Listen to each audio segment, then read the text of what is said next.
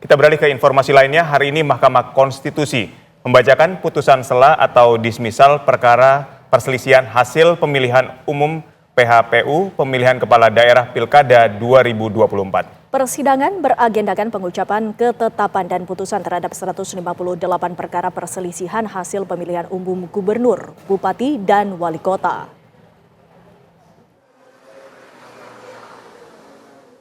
Mahkamah Konstitusi menggelar sidang pengucapan putusan sela atau dismisal untuk 158 perkara perselisihan hasil pemilihan umum atau PHPU, terdiri dari 9 perkara gubernur dan wakil gubernur, serta 35 perkara pemilihan wali kota dan wakil wali kota. Kemudian ada 114 perkara pemilihan bupati dan wakil bupati. Sidang dipimpin oleh Ketua Mahkamah Konstitusi Soehartojo dan diikuti oleh 8 hakim konstitusi lainnya, yakni Saldi Isra, Arif Hidayat, Eni Nurbaningsi, Guntur Hamzah, Anwar Usman, Ridwan Mansur, dan Daniel Yusmik.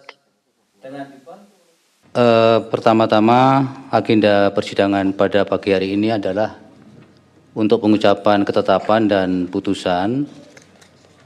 Oleh karena itu, pertama kami perlu tegaskan, kami tidak akan mengecek kembali kehadiran Ibu Bapak sekalian, para pihak, baik pemohon, termohon, pihak terkait, dan dari Bawaslu, karena tadi sudah ada pemeriksaan dari pihak petugas sidang maupun kepaniteraan.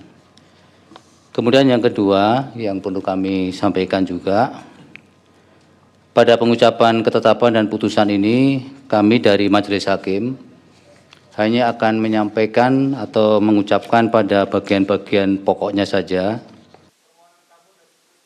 Sidang putusan dismisal akan menentukan perkara mana saja yang akan berlanjut ke tahap pembuktian dan pemeriksaan para saksi dan mana yang dihentikan. Usai persidangan, salinan selengkapnya dari masing-masing ketetapan dan putusan akan dikirimkan dari MK kepada pihak terkait dan Bawaslu serta akan diunggah di laman resmi Mahkamah Konstitusi.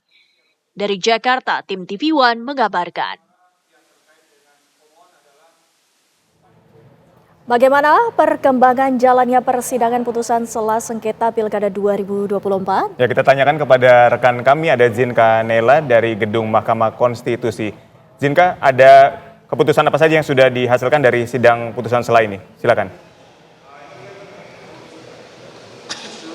Baik, Aditya, Winnie, dan juga pemirsa TV One, dari 158 perkara sengketa yang diproses oleh Mahkamah Konstitusi hari ini, ke-58 perkara sengketa sudah dibacakan putusannya pada sesi 1 pembacaan yang dimulai sekitar pukul 8 waktu Indonesia Barat, di mana dari ke-58 perkara ini ada 2 yang menjadi perhatian publik, yakni yang pertama putusan mengenai sengketa Pilkada, maksud kami Pilgub Jawa Tengah yang diajukan oleh pasangan calon nomor urut 1 Andika Perkasa dan Hendrar Priyadi, di mana menurut Hakim Ketua MK Soehartojo ini, menurut dari rapat permusyawaratan hakim atau RPH yang telah dilaksanakan pada tanggal 30 Januari lalu ini telah mendapatkan kesimpulan, yakni untuk mengabulkan permohonan pencabutan perkara yang diajukan oleh pasangan calon gubernur dan wakil gubernur nomor urut 1 tersebut dikarenakan memiliki alasan yang kuat. Diketahui memang Andika dan Hendri ini meminta pencabutan dari permohonan mereka dikarenakan tidak ingin adanya perpecahan atau membuat situasi tidak kondusif di antara masyarakat Jawa Tengah, karena mereka merasa akibat dari Pilgub kemarin ini ada kubu-kubu yang terlahir, sehingga untuk menghindari hal tersebut maka mereka meminta untuk mencabut perkara mereka dan sudah dikabulkan oleh Hakim Ketua MK Soehartojo. Adapun memang perkara ini sudah bergulir, sebelumnya sudah dilaksanakan sidang perdana pada tanggal 9 Januari lalu, namun pada tanggal 13 Januari 2025 Andika dan Hendri ini kemudian menandatangani permohonan untuk pencabutan.